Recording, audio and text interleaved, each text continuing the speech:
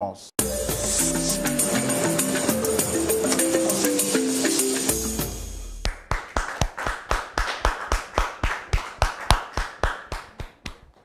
Voilà, bienvenue chez vous, bienvenue à domicile, bienvenue sur le plateau de la vérité. Vous retrouvez Roland Sambo, votre frère, et sans oublier le pasteur Tchoumou, avec qui nous prendrons tout à l'heure beaucoup de plaisir à échanger juste après vous avoir présenté l'histoire du jour.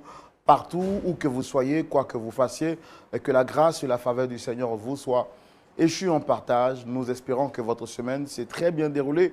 La nôtre a été une semaine remplie de la grâce et de la faveur divine.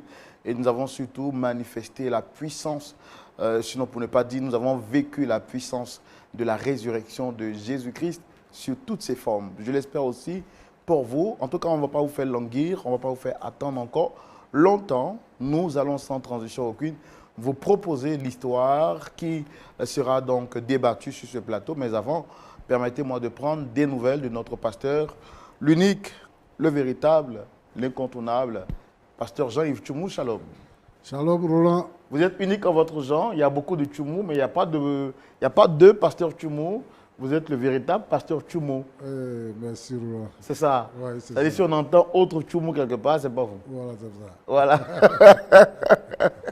J'aime trop ce pasteur. Comment vous allez? Oui, Dieu fait grâce. Voilà. Ça va. Et vous aussi. Très très bien, par la grâce de Dieu. Comment vous avez vécu la semaine pascale? Très mouvementé. Oui, en tout cas, la semaine pascale a été chargée depuis le jeudi, vendredi, samedi, dimanche, lundi. Elle n'est pas de repos en tout cas. Et nous avons rencontré des frères.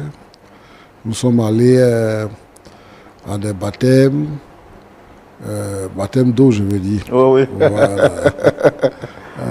Nous cela. avons participé à des agapés. Oui. Voilà, donc vraiment, ça s'est très bien passé. Voilà, maintenant dites aux gens que quand ils invitent le pasteur Tchoumou n'est pas complet. Comme le frère de Roland n'est pas là. Oui. Il faut que je vienne manger aussi un peu. Mais hein. oui, évidemment. Il faut que si Dieu nous donne la vie Oui. et qu'on est encore là, Oui. l'année prochaine, je pense que c'est quelque chose qu'on fera ensemble. C'est cela. Voilà. C'est cela. En tout cas, merci beaucoup, pasteur. Ok. C'est juste dire qu'on aime beaucoup votre compagnie. On prend beaucoup de plaisir à passer du temps avec vous parce qu'on sait que Dieu nous fait énormément de bien. Et puis, il y a aussi ceux qui disent, souvent, je rencontre des personnes qui me disent, on appelle souvent le pasteur Tchoumou, on lui envoie des messages. Et souvent, il tarde à nous répondre. Je leur dis que vous recevez en moyenne des centaines de messages par jour et que vous ne pouvez pas vous démultiplier. Donc, porter à la connaissance des frères. Vraiment, soyez patients quand vous écrivez ou bien vous appelez le pasteur Tchoumou. Il prend le temps à répondre à tout le monde, mais vraiment, soyez patients. Même si votre sujet est critique, soyez patients parce que par la grâce de Dieu, on vous répond et puis on vous aide vraiment à avancer dans votre vie. Que Dieu vous bénisse. Pasteur Tchoumou, on va recevoir les invités du jour. Ok. Il s'agit d'un frère, et bien entendu, qui vient partager son histoire avec nous. Il se nomme Eric Botti. Et avec votre permission, on va le recevoir. Oui, sur le on le plateau. reçoit.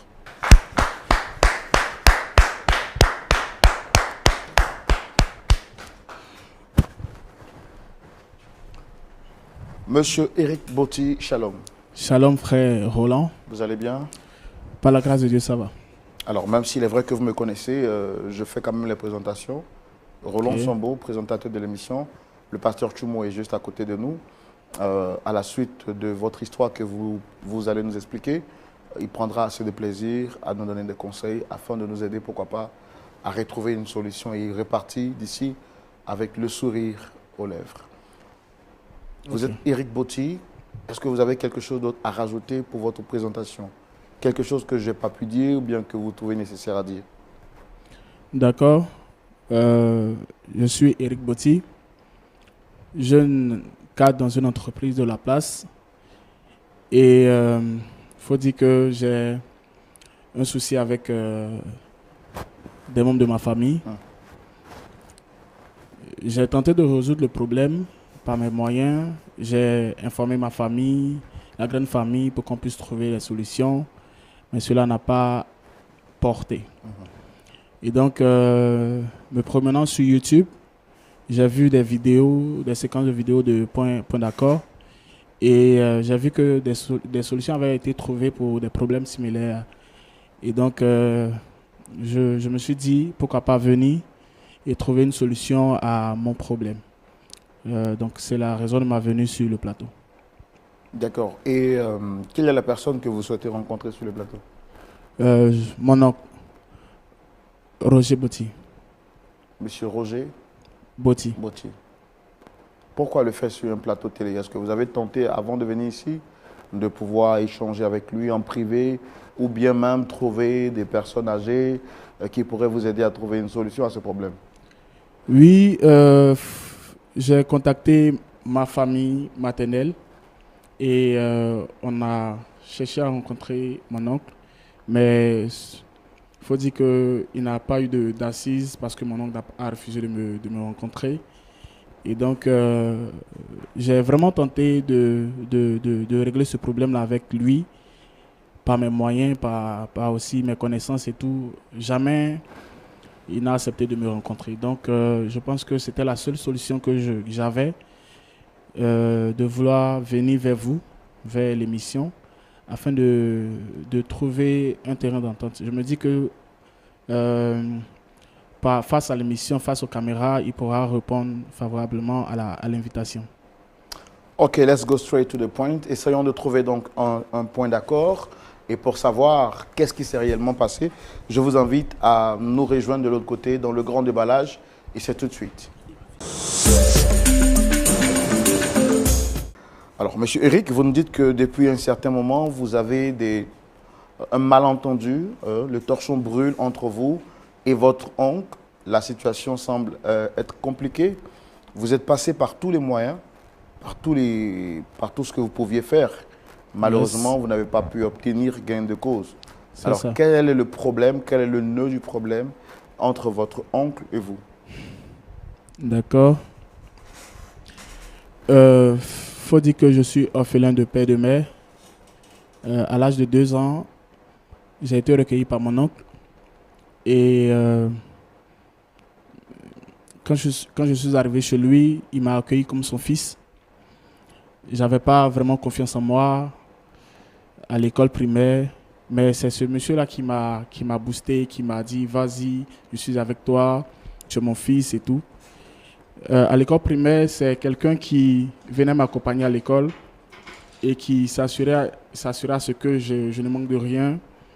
Il était toujours là parce qu'il payait mes scolarités, ma nourriture et je venais toujours en quart. Et jamais je n'ai eu un retard de scolarité parce que faut dire qu'il se démerdait, il se mettait à la tâche pour que moi j'ai un avenir meilleur. Après, je suis allé au collège. J'avais du mal à avoir des amis et tout. Donc mon oncle était devenu mon seul ami. Je me suis confié à lui et c'est avec lui qu'on papotait et tout. Et même par rapport à mes exercices de classe, c'est celui-là qui m'aidait à les traiter et il m'aidait à surmonter mes lacunes et tout. Lorsque j'ai eu le BPC, il a même organisé une fête pour moi. Il m'a donné mon premier téléphone. Et c'est vraiment un homme doux qui est aimant en fait. Quelqu'un qui m'a accepté comme son fils. Il faut dire qu'il n'a pas de garçon. Il a 3 filles et sa femme. Et je suis devenu son garçon. Quand j'ai eu le bac à l'université, c'était un autre monde et tout. Quand je sortais pour l'université, c'était quand même difficile, les cours, le monde et tout. Mais chaque fois que je rentrais à la maison, c'était... Le bac, je rappelle que c'est l'abréviation du baccalauréat. C'est ça. Et chaque fois que je rentrais à la maison, je me sentais en famille, à l'aise, parce que on mangeait ensemble, on discutait, me demandait comment j'allais à l'école, mes rendus, tout ça. Et il m'a même, pour vous dire combien de fois il est aimant, j'ai moi-même ma propre chambre en fait. Et c'est quelqu'un que je ne pourrais décrire parce qu'il est vraiment quelqu'un qui aime. Et donc, il est arrivé un moment où il était occupé, c'est quelqu'un qui voyage beaucoup. Donc, il m'a confié la Malgré tâche. que vous ne soyez pas son C'est fils ça. légitime, Oui, il a vraiment pris soin de vous comme un bon père. c'est ça. Et il voyageait beaucoup et il m'a confié les tâches de la maison. C'est moi qui m'occupais de payer des factures. Au niveau de la maison, quand il y a des soucis, je l'appelais, papa, voilà, j'ai tel souci. Il m'envoyait de l'argent par rapport à mes cousines. Et vraiment, c'est comme ça que notre relation était en fait. Il est arrivé un moment où le voisinage a commencé à raconter des choses sur moi, sur ma personne. Et chaque fois qu'il revenait, c'était ça en fait, le sujet de nos discussions maintenant. Ah, on m'a dit que tu as fait ci, tu as fait ça, est-ce que c'est vrai? Je lui disais toujours que c'était pas ma faute, c'était pas moi et tout. Donc on arrivait à s'entendre à ce sujet-là. Et donc je ne m'attendais pas à ce qui allait arriver en fait, par la suite. Un jour, je vais au boulot. Vous habitiez toujours avec lui? Oui, oui, oui, oui. Il faut dire que quand j'ai commencé à travailler, mon oncle m'a proposé de rester à la maison, le temps d'économiser et de pouvoir aussi construire une maison ou soit entreprendre et tout. Donc, il a fait en sorte que je sois vraiment à l'aise, même quand j'avais la possibilité de devenir indépendant et tout. Il a décidé que je puisse rester avec lui. C'est-à-dire, si je comprends bien, quand après avoir eu votre baccalauréat, quand Oui. vous avez commencé à travailler, vous aviez voulu être indépendant. C'est ça, c'est ça. C'est-à-dire prendre un chez vous Oui, et ne oui, plus être sous sa tutelle. c'est ça. Mais là, il vous a recommandé quand même de rester avec lui, Oui, le oui. temps de vous permettre de vous faire une bonne santé financière. C'est ça, c'est ça. Et donc, c'est sur cette base-là que nous sommes partis. Et donc, j'étais encore à la maison, chez lui, malgré que je travaillais. Et un soir, je revenais du boulot. Je suis arrivé et je vois mon oncle en colère. Et mes bagages étaient dehors. Donc, surpris, je pars demander à mon oncle qu'est-ce qui se passe. Et comme ça, sans me donner d'explication, il m'a dit de sortir, de quitter chez lui. Alors que je ne l'avais jamais vu fâché. Je ne l'avais jamais vu en colère comme ça. Donc, je me suis dit qu'il y avait quelque chose de grave. Quelque chose qui avait déclenché sa colère. Et c'est pas que je ne peux pas quitter sa maison, mais c'est quelqu'un qui m'a tout donné.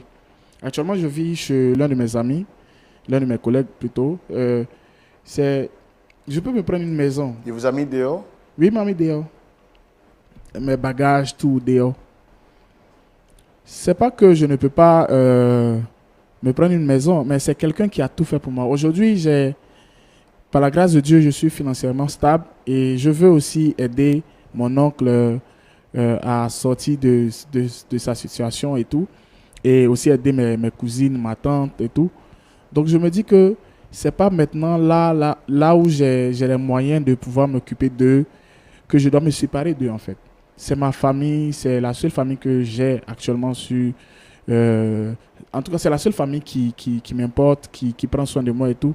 Donc, je veux aussi me sacrifier de la même manière qu'il s'est sacrifié pour moi. Je veux aussi me sacrifier pour que mon nom puisse être content de moi. Et quelles sont les raisons pour lesquelles il vous a mis dehors? Au début, c'était que je fumais, que je buvais et que je cherchais des filles et tout. Donc, c'est ce qui est venu par le voisinage en fait. Que je sortais avec des filles, je buvais, j'étais devenu vous avez mis bandit. dehors sur la base des ragots, de ce qu'on Voilà, disait c'est ça. autour. Des ragots et tout. Donc, Est-ce que ces ragots et ces dits sont vérifiés ou étaient vérifiés? non, non, non, non. Je suis quelqu'un de assez calme, d'assez consciencieux. Donc, c'est pas ma personne. Et c'est pas de moi en fait qu'il s'agit. D'accord. Alors aujourd'hui, vous avez souhaité le rencontrer Oui. sur ce plateau. Qu'est-ce que vous voulez lui dire exactement? Déjà, chercher à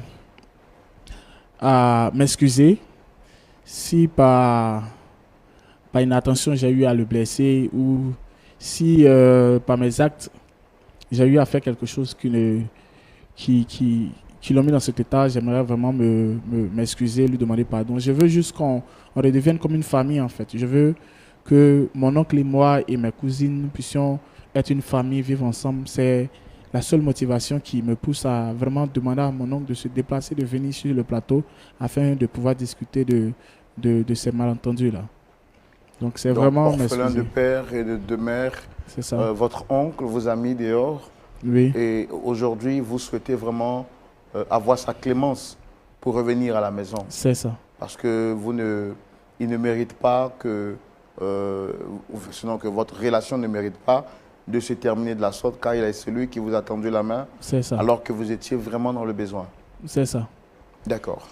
Ok, ben nous allons recevoir votre oncle. Vous avez dit, c'est Monsieur Roger. Monsieur Roger. Merci beaucoup de recevoir ici notre très cher Monsieur Roger. Je vous demande de le recevoir sous vos applaudissements, s'il vous plaît.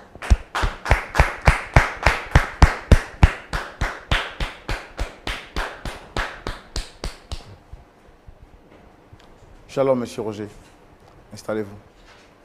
Shalom, monsieur. Shalom, monsieur. Installez-vous.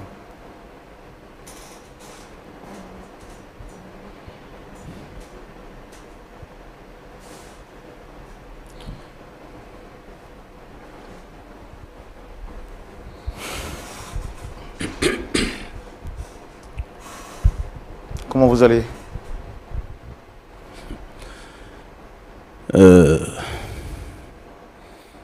Je vais bien. Merci d'être venu. Je peux le voir, ça n'a pas été facile pour vous d'être là. Et votre étonnement le prouve. Mais merci d'être venu tout de même. Alors, Je vous écoute, monsieur. comme je le fais pour tous ceux qui arrivent ici, je me présente, je suis Roland Sambo. Même s'il est vrai que vous me connaissez déjà, le pasteur Tchoumo est juste en face de nous. Et à ma gauche, vous avez monsieur Eric Botti. Est-ce que vous le reconnaissez? Excusez-moi, monsieur. Je dis, ce que tu as fait, ça ne suffit pas, quoi. Tu m'amènes ici encore pour m'humilier devant tout le monde. Tu as fait, je n'ai rien dit, c'est resté en famille. Tu m'amènes encore devant les gens pour m'humilier. C'est pas mon neveu, je ne le connais pas, monsieur. Je ne le connais pas. Bon, vous dites que vous ne le connaissez pas. Je n'ai pas envie de mettre en doute ce que vous dites.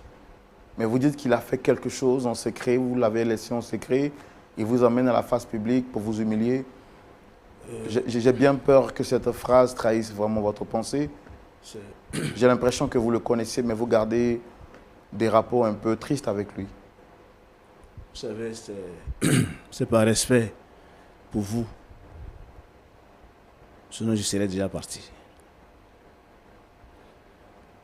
Cet enfant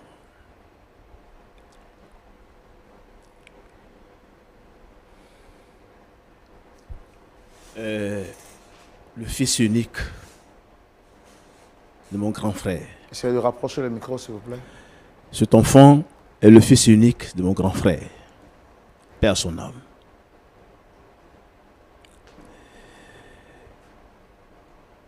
Il est décédé quand il avait 2 ans. Par une courte maladie.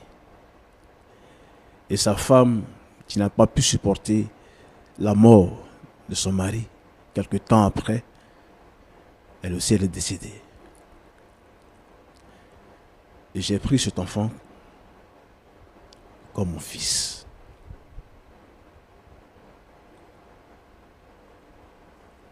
Je l'ai pris comme mon fils. J'ai payé sa scolarité. Il ne manquait de rien. Souvent même j'oubliais mes enfants. CP1. Rapprochez le micro, s'il vous plaît. De CP1, de la maternelle, jusqu'à ce que ce petit ait son bac. Et il travaille aujourd'hui. C'est un enfant gentil. Respectueux.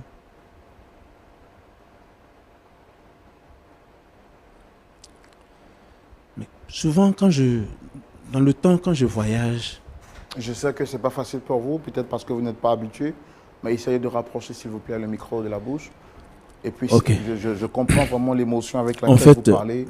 je m'excuse si de temps en temps, le micro c'est loin de moi, c'est pas de ma faute. Vraiment, je m'excuse. Cet enfant, comme je le disais, il est gentil, bien, respectueux. Et souvent même, quand je voyage, je lui laissais... Votre enfant à part lui? Pardon? Vous n'aviez pas d'autres enfants à part lui? J'ai 3 filles. Comme il est le garçon, je lui dis, c'est mon fils aîné. Moi, je ne pensais plus à enfant de mon grand frère, ni tant. Je l'ai pris comme mon fils aîné. Vous comprenez? Même pendant son année scolaire, il était le premier à recevoir les cadeaux pendant les fêtes. Parce que je me dis, s'il réussit, il peut soutenir ses sœurs. Donc, c'est ce que je faisais.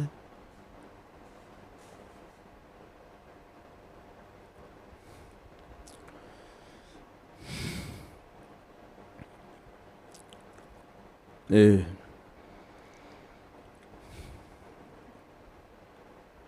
il a grandi. Il a commencé à travailler. Souvent, quand je reviens de mes voyages, on me raconte beaucoup de choses.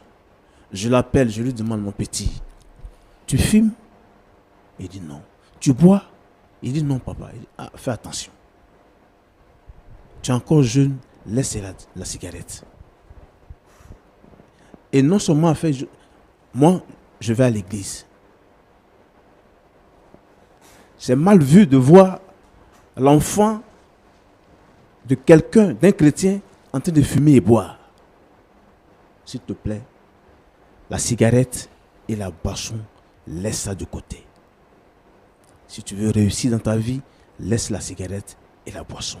Il dit non, papa, je ne bois pas, je ne fume pas. Non, tu sais, si je fais, j'ai dit d'accord. Moi, je te fais confiance. Donc, c'est un enfant, c'est un enfant. Comme il travaille et il est à la maison, à un moment donné, il voulait prendre sa maison. J'ai dit non, reste à la maison. Le temps d'économiser.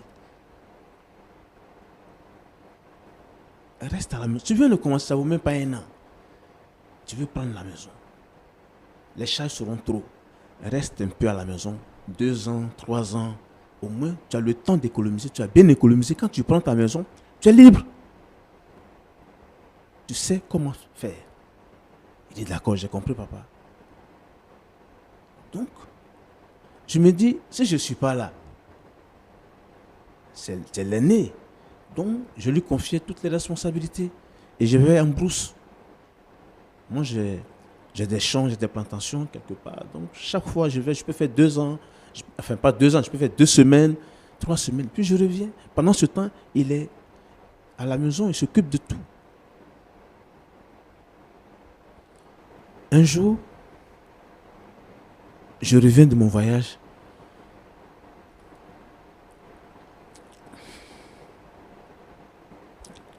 Je vois que ma fille est malade. Elle a 17 ans. Elle a 17 ans même, 17 ans, presque. Et je demande à ma fille, qu'est-ce que tu as? Elle dit, papa, je ne sais pas, mais je suis malade. On a fait tous les soins. Ma fille est toujours malade. Donc je demande à sa maman,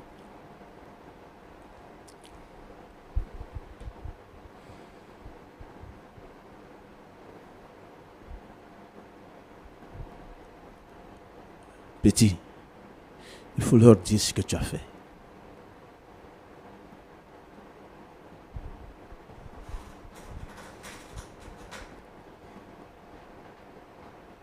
Il faut leur dire ce que tu as fait.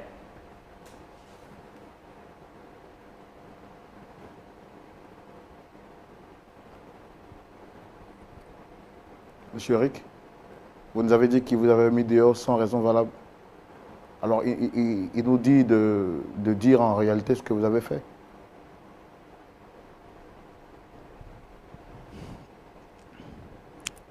Je m'excuse.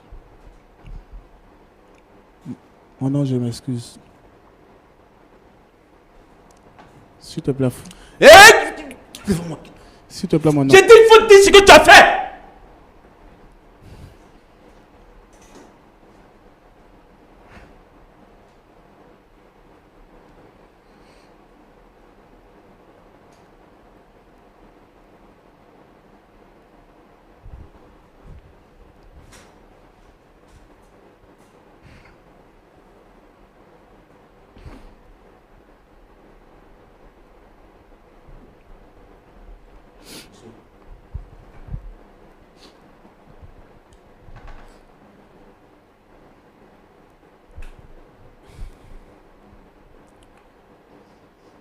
Ma femme va à l'hôpital avec ma fille et on lui fait faire un texte de grossesse.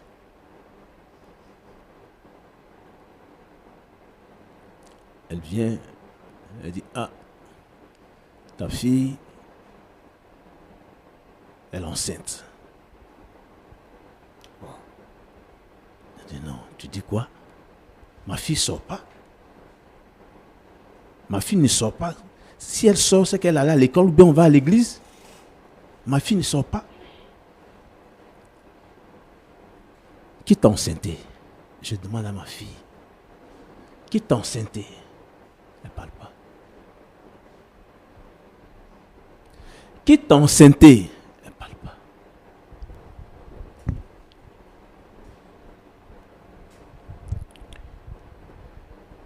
Il a fallu que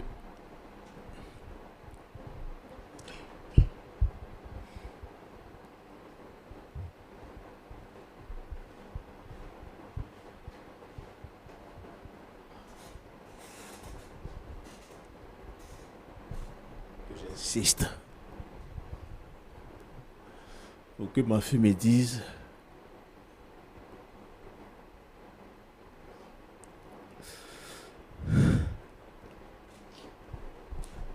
c'est son cousin qui l'a enceinté.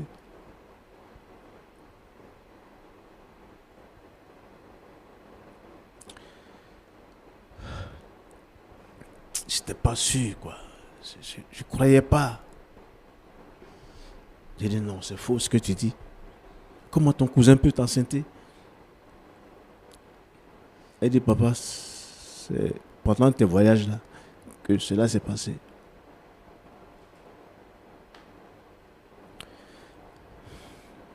Bon, je l'ai appelé. Il ne faut pas seulement écouter l'autre. Je l'ai appelé. Au départ, il voulait nier. J'ai appelé les deux. Et il a avoué qu'il enceintait ma fille. L'enfant que j'ai pris comme mon premier fils. J'ai élevé. Le merci.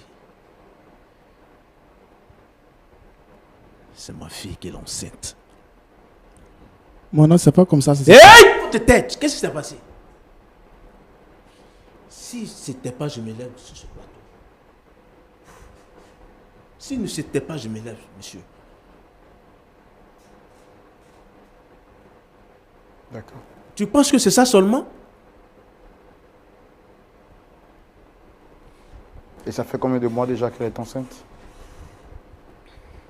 Ça fait 3 mois. 3 mois que ma fille est enceinte. Et le comble. Non. Pour le respect que je vous dois, monsieur, en tant qu'un cadre de l'église, je vous demande pardon. Je ne peux pas dire ça de ma bouche. Ce qu'il a fait là, je ne peux pas dire. S'il ne peut pas le dire, moi je ne peux pas dire ça, monsieur. C'est une honte pour moi. C'est une honte pour moi. Je ne peux pas. Mon oncle, pardon, mon oncle, pardon. Monsieur, s'il vous plaît. Monsieur. D'accord. On va essayer de demander à l'équipe de voir avec M. Botti. Équipe technique, est-ce qu'on peut essayer de voir avec M. Botti et le faire revenir? Ah, je vois qu'il est vraiment touché, il est vraiment... Est-ce qu'on peut nous faire revenir M. Botti, s'il vous plaît?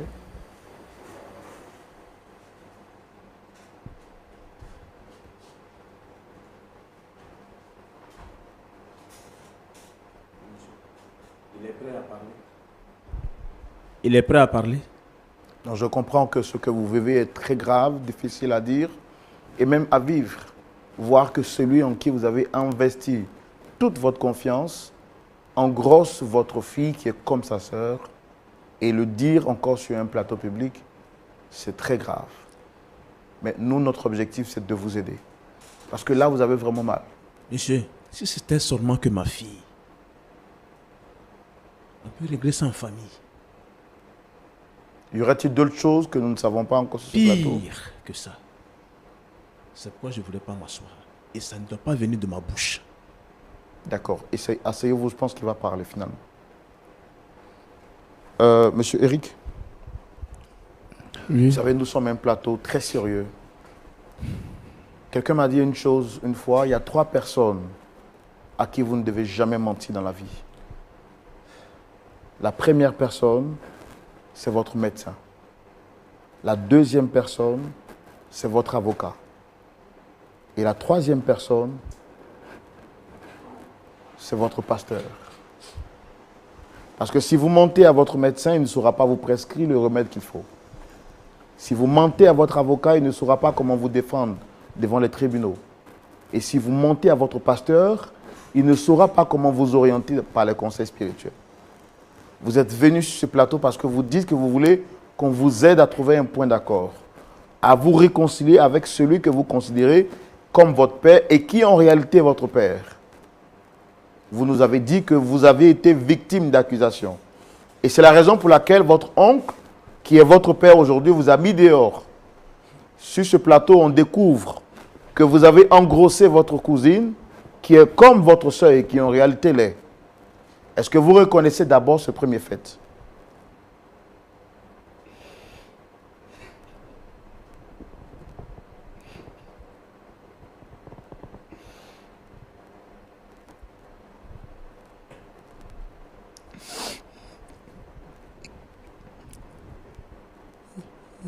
Il y a des choses dans ma vie que je ne peux pas expliquer.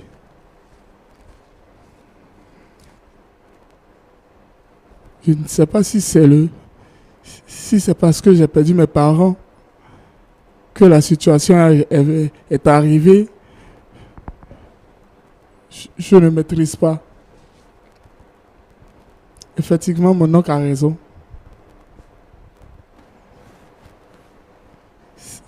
C'était pas dans l'optique de l'ancienneté en fait. Je ne voulais même pas coucher avec elle. Je ne sais même pas comment c'est arrivé. Comment? Je ne sais même pas. Donc vous êtes l'auteur de la grossesse de votre sœur. Oui. Au final, même, je me demandais si c'était réellement le fils de mon grand frère. C'est ce que je me demandais. Est-ce que vraiment est-ce que c'est mon neveu?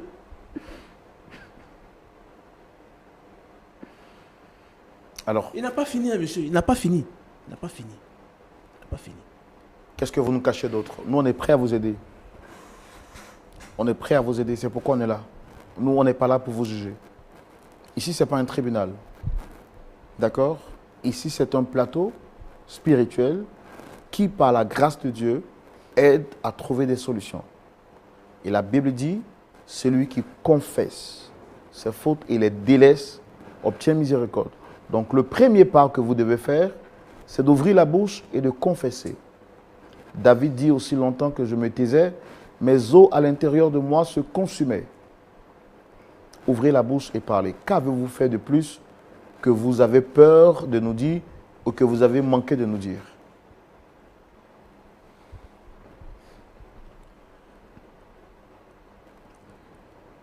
faut dire que par la suite des choses, quand j'ai commencé à venir avec Monsieur, des... vous savez, je lui donne raison. Parce que j'avais tellement confiance en lui. Je lui laissais toutes les charges. En plus de ma fille. Est-ce que vous ne voulez pas que ce soit lui qui le dise? D'accord. Mais tout. Ça prend du temps. Quand mon oncle partait à l'intérieur du pays pour les affaires, je restais avec ma tante et puis mes cousines. J'étais le seul homme de la maison et dans tout ce qui concernait la maison, on m'appelait pour prendre mon avis et tout. Un jour, les compliments de ma tante, « Ah, tu es l'homme de la famille, tu es l'homme de la famille, tu gères comme un grand », m'ont vraiment touché. C'est pas que j'avais envie mais je me suis dit que c'était l'amour maternel qu'elle m'apportait. L'amour maternel que j'avais pas eu. En fait. C'est vrai que elle était là toujours pour moi, mais je sentais ce vide-là encore en moi. Un jour, les enfants étaient allés à l'école et moi, j'étais resté à la maison parce que je ne me sentais pas bien.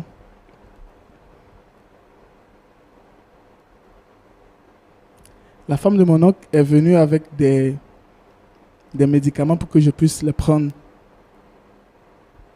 Et donc, elle est restée à mes côtés pour que je puisse vraiment sortir de cette maladie. Je sais pas.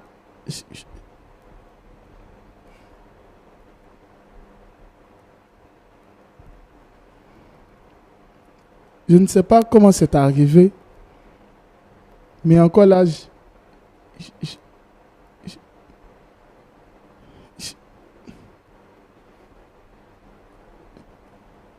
j'ai eu des rapports avec la femme de mon oncle.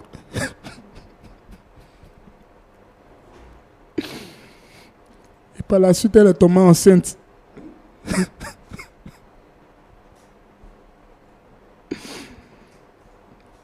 Donc au finish, la femme de mon oncle et ma cousine sont enceintes de moi.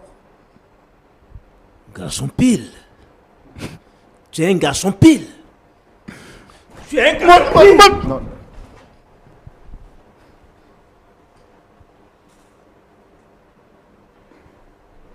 Mon oncle, s'il te plaît. Hey! Monsieur, c'est à vous j'ai affaire. Mon oncle, tu es mon Hey! père. Je dis laisse-moi, monsieur.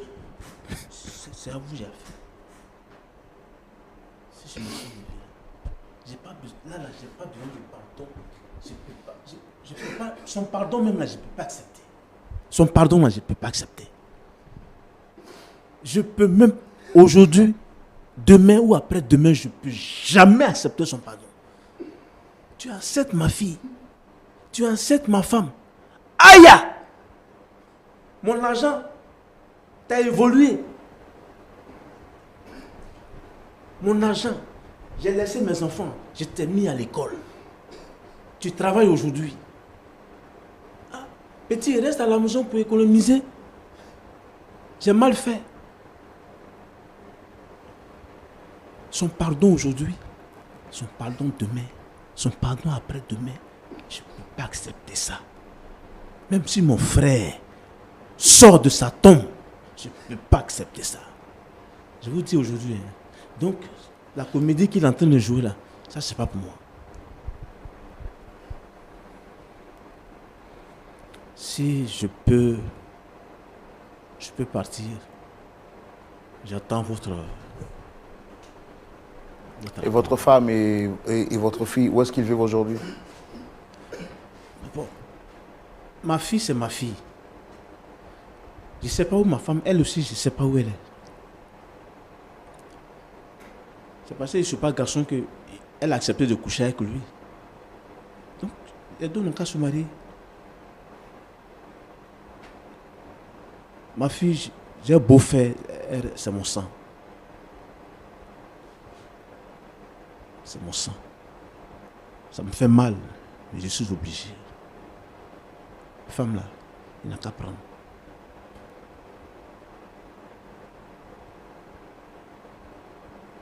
C'est fini. Mais son pardon, je ne peux pas accepter.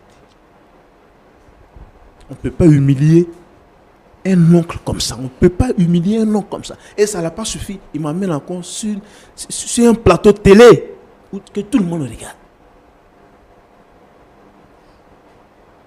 Monsieur, j'espère... Bon, je peux partir. On va quand même avoir l'avis du pasteur Tchoumou. Vraiment, je suis très, très, très déçu parce que je viens d'entendre. Je l'ai vu venir sur ce plateau. Il m'a dit qu'il était orphelin et qu'il avait été abandonné. Pour moi, je me suis dit qu'il y avait un problème. Les enfants, peut-être, manquent souvent d'éducation ou manquent de respect aux personnes âgées. Je me suis dit c'était une situation pareille alors que c'est bien plus pire. Je suis vraiment désolé. On va donner la parole au pasteur Tchoumou et avoir son avis dans la rubrique à la loupe de la parole. C'est tout de suite. Pasteur Tchoumou, on ne finira jamais d'être surpris sur le plateau de Point d'accord. À Point d'accord, on aime le dire, on est toujours d'accord. Mais bon, le Père dit que même si son frère venait à sortir de la tombe, il ne pardonnera jamais cette déception et cette haute trahison. Quel est votre point de vue, pasteur? Merci, mon frère Roland. Merci de me donner la parole. Monsieur Botti, c'est ça, non? Oui, monsieur. Oui. Que Dieu te bénisse. Amen. Merci pour le respect. Merci d'avoir accepté de venir sur notre plateau. En fait, ce que nous apprenons aujourd'hui, là, nous sommes surpris et nous n'avons pas de mots. Je sais que c'est une situation qui est difficile à gérer. Donc, est-ce que tu peux me donner l'occasion de venir chez toi avec Roland, nous montrer chez toi pour venir là-bas, pour qu'on puisse en parler.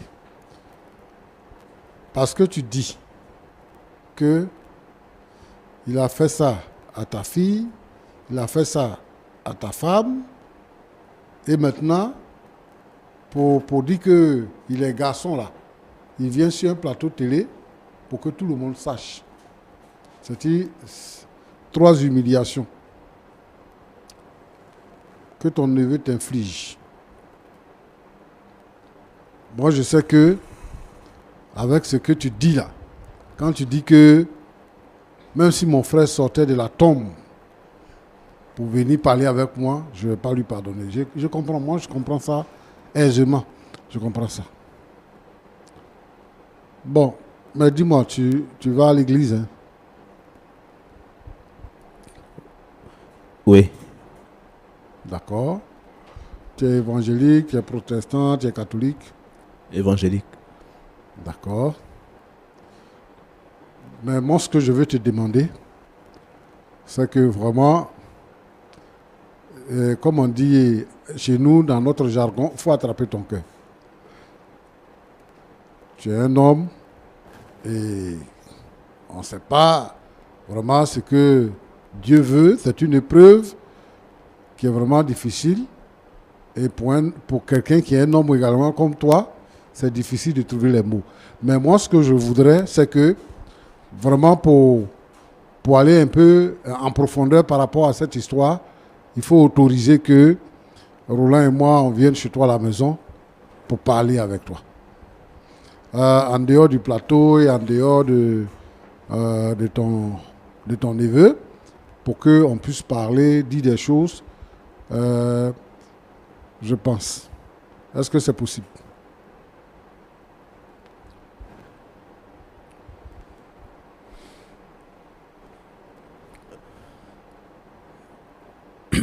Tout à l'heure, vous m'avez demandé si je partais, si j'étais chrétien.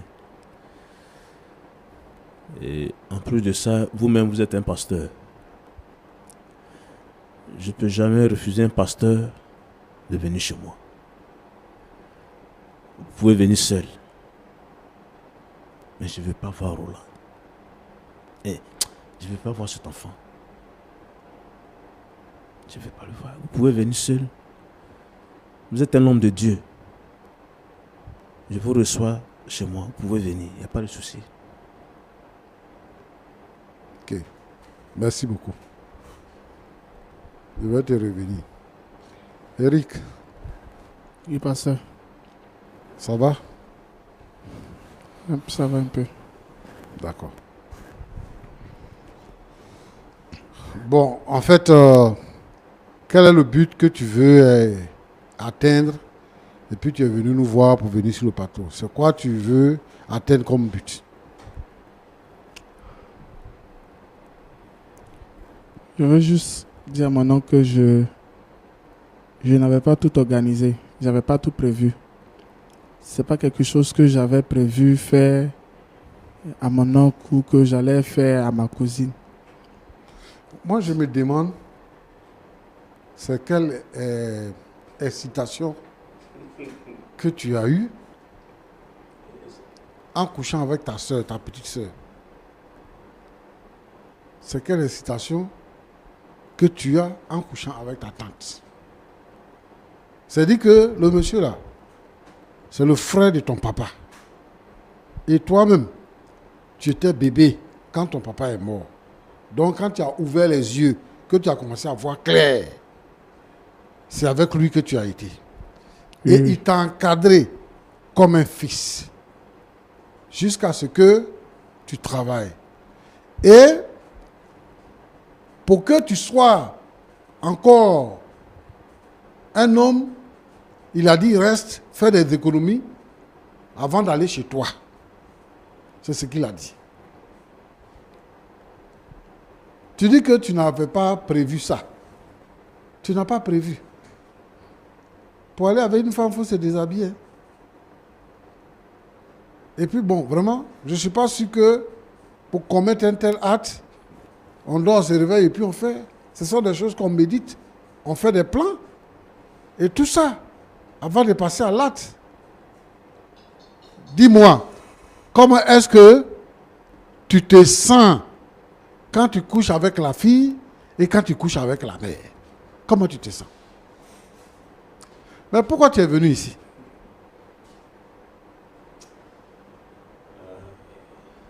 Pourquoi tu es venu ici? Enfin, je voulais retrouver ma famille. Tu veux retrouver la famille? Tu es sûr que tu peux retrouver ta famille? Il reste 2 filles encore. Tu veux les enceter?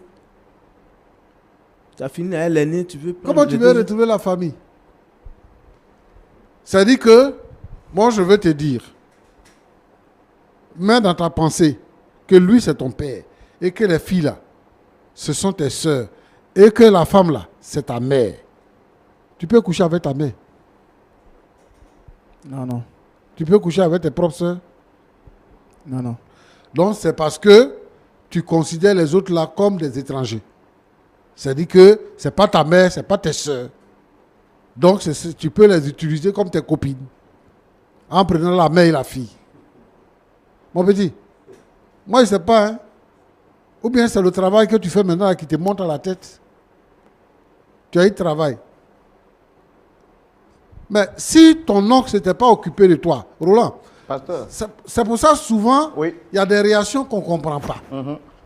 Si son oncle ne s'était pas occupé de lui, on va dire il ne s'est pas occupé de l'enfant de son frère. Il est méchant. Il est méchant. Voilà, lui encore, il s'occupe de l'enfant de son frère, comme son propre enfant. Il fait même de lui son héritier. Et pour récompenser son oncle, c'est sa femme et sa fille qui l'engrossent. C'est grave. Et il vient nous voir pour ça. Ben, je vais dire aux neveux qui sont dans nos maisons de faire vraiment très attention. De faire très attention. Ton oncle, il t'a donné une chambre, pour te respecter. Pour te respecter. Il t'a donné une chambre pour toi seul. Il s'occupe de toi. Même étant à l'université, il s'est occupé de toi. Si c'était quelqu'un, il allait dire, bon, maintenant tu es devenu grand, il faut partir. Vraiment, je ne sais pas où va le monde aujourd'hui. Voilà. Pasteur, Je ne sais pas où va le monde. très grave. Je veux demander à tous ceux qui hébergent les jeunes gens dans leur maison d'avoir les yeux ouverts. Cousins, neveux, même l'enfant qu'on est venu te confier pour aller à l'école, il faut avoir les yeux ouverts. Ce n'est pas être méchant, hein, ce n'est pas être jaloux. Mais il faut être prévoyant. Il faut être prudent, comme un serpent, pour ne pas se retrouver dans ce genre de situation. Ce que tu as fait là, la récompense, c'est la malédiction. La récompense là, c'est la malédiction. Donc, les deux enfants là, s'ils naissent, comment tu les considères? L'enfant que tu as eu avec ta tante, c'est fort, pasteur. oui. L'enfant que tu as eu avec ta cousine, ta petite soeur, c'est-à-dire que le premier enfant, c'est sa grand-mère. Et son frère ou sa soeur là, non, vraiment mon petit, tu es gros. Même si on dit Akudan, quand même. Même si on dit Akudan, gros. Les filles avec qui tu es parti à l'école, à l'université, là, tu ne les vois pas. Les filles qui sont dans ton travail, là, tu ne les vois pas. Ceux qui préparent pour envoyer dans les bureaux, là, tu ne vois pas ça. Les filles qui sont dans l'église, là, tu ne vois pas. C'est la femme de ton oncle que tu vois. C'est les enfants de ton oncle que tu vois. Vraiment, je suis déçu. Et aujourd'hui, là seulement, les mots me manquent. Les mots me manquent. Et aujourd'hui, là seulement, je n'ai pas de mots. Je ne sais pas où commencer. Je ne sais pas par où terminer. Ça, c'est l'une des rares fois. Je veux vraiment demander aux parents qui élèvent les enfants de faire très attention. C'est vrai que le monsieur n'est pas là souvent, il va en voyage. C'est pareil, peut-être pour beaucoup d'hommes dans leur maison, mais de faire très attention aux enfants qui sont dans la maison. Il faut surveiller, il faut les surveiller dans leur façon de faire. Ah, tu as dit que c'est mon enfant, tu as dit que c'est mon neveu, tu as dit que c'est mon petit, et tout ça, alors que c'est lui qui va te faire mal.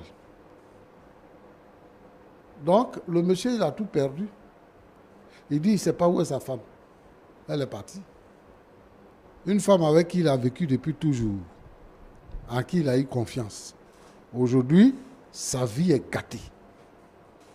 Quand tu vis avec une femme, et puis après la femme s'en va, ta vie ne peut plus être normale. Comment lui, il va regarder ses enfants-là, l'enfant de sa femme-là, s'ils arrivent à se réconcilier, ou bien même l'enfant de sa fille-là, il dit qu'il ne peut pas rejeter sa fille. Elle va accoucher, et l'enfant va commencer à grandir dans la maison. Comment lui, il regarde l'enfant? Vraiment, Roland, Pasteur, je pense que c'est une affaire qu'on doit régler hors antenne. Si moi j'étais au courant que ça allait prendre cette tournure-là, j'allais t'encourager à ne pas les recevoir. Mais dans tous les cas... Parce qu'il a usé de malice, en fait. Malice, il nous a dit voilà. qu'en tant qu'orphelin, Voilà. son oncle l'a rejeté. Et donc, n'ayant où parti, voilà. Nous, on se dit que c'est normal de le recevoir Ouais. et de le réconcilier avec son oncle. D'accord. Mais c'est seulement sur ce plateau qu'on apprend qu'il a engrossé à la fois sa tante, qui est sa mère, et sa cousine, qui est sa sœur. Certains problèmes qu'on va régler cas par cas. On va rencontrer l'oncle, on va rencontrer le pasteur et on va rencontrer la dame. On va le faire, on va parler avec eux, mais je veux dire que le jeune homme a mal fait et ça, ce sont les brebis galeuses. Il y a des gens comme ça qui sont dans l'église, qui sont vraiment très dangereux. Je veux que les jeunes gens ouvrent les yeux sur les gens qui vivent avec eux et que même dans l'église, il faut surveiller le comportement des jeunes gens. Si tu vois les jeunes là, qui sont dans l'église, et puis tu les vois des heures indues, il faut réagir automatiquement. Il ne faut pas autoriser qu'ils soient tout le temps ensemble dans des choses, tu seras surpris du résultat. Donc pour que nous puissions avoir une église sainte, une véritable église, que nous ne soyons pas dans la confusion, il faudrait que nous soyons vigilants, que les hommes de Dieu soient vigilants, que les pères de famille soient vigilants et tout ça.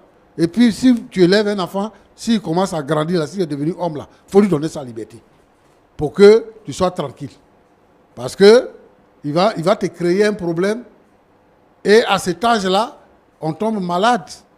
Tu vas faire un AVC et puis tu vas mourir. Il faut éviter toutes ces choses-là. Que Dieu vous bénisse. Merci beaucoup, pasteur. Merci beaucoup. Généralement, je donne la parole aux personnes sur le plateau. Vous l'avez dit, c'est un problème qui doit être réglé en privé. Monsieur Botti, avant de partir, quel serait votre mot de fin? Je dis merci au pasteur pour son message. À vous aussi, merci. Vous voyez, c'est difficile. Comme il a dit, je vais essayer de réfléchir. Sinon, franchement, je ne suis pas prêt. Et comme c'est un homme de Dieu, je ne sais pas comment il va procéder, mais peut-être qu'avec le temps, mais sinon, présentement, je ne suis pas prêt. Je vous dis merci de m'avoir reçu sur ce plateau. D'accord. Et merci au pasteur. Monsieur Eric, à vous aussi, merci d'être venu. Prochainement, quand vous venez sur le plateau, prenez la peine de nous expliquer les choses telles qu'elles sont.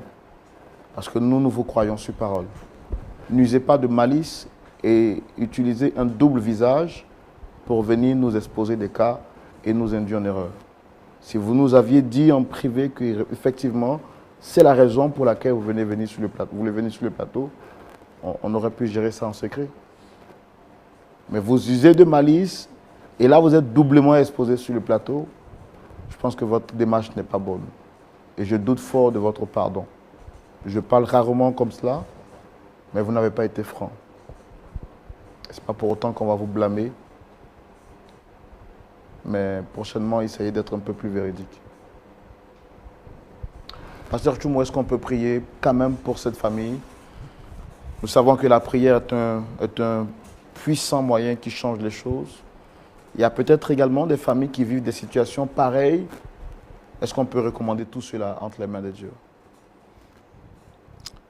Seigneur, souvent nous nous trouvons devant des situations que nous vivons dans nos différentes familles et nous n'avons pas de mots, nous n'avons pas de solution.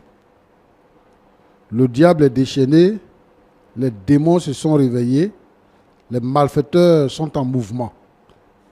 Seigneur notre Dieu, notre Père, merci pour le Saint-Esprit que tu nous as donné. Que la puissance du péché soit neutralisée. Au nom de Jésus-Christ, donne la conscience par le Saint-Esprit, donne la conscience aux uns et aux autres, afin que, Seigneur notre Dieu, ta parole soit respectée. Que les gens vivent la foi chrétienne. Ce n'est pas simplement en disant que je suis chrétien, mais Seigneur, permet que dans le cœur des chrétiens, la crainte de Dieu habite et qu'ils ne tombent pas dans ce genre de situation. S'il y a une famille, Seigneur notre Dieu, qui vit un cas pareil, je te demande, ô Dieu, de venir d'agir, que les démons, que toutes les œuvres des ténèbres, que la puissance de la chair soit brisée. Permets et rapproche les cœurs. Je prie pour la famille Botti, Seigneur, que ta main puissante puisse les guider et que, Seigneur, même lorsque nous allons nous retrouver en privé, permets que nous puissions trouver une solution pour pouvoir les réconcilier. Sois béni au nom de Jésus-Christ. Amen. Amen. Merci, très chers amis fidèles téléspectateurs de Lumière du Monde Télévision, d'être restés fidèles jusqu'à cette heure pour suivre cette émission. Pasteur Tchoumou l'a dit, nous continuerons le travail en privé pour essayer de voir dans quelle mesure nous pouvons aider M. Botti et sa famille, détruite par le pouvoir du malin, à être réconciliés. Le diable vient pour voler, détruire, égorger. Mais le Fils de Dieu vient pour donner la vie en abondance. Que la vie de Christ vous soit échue en partage.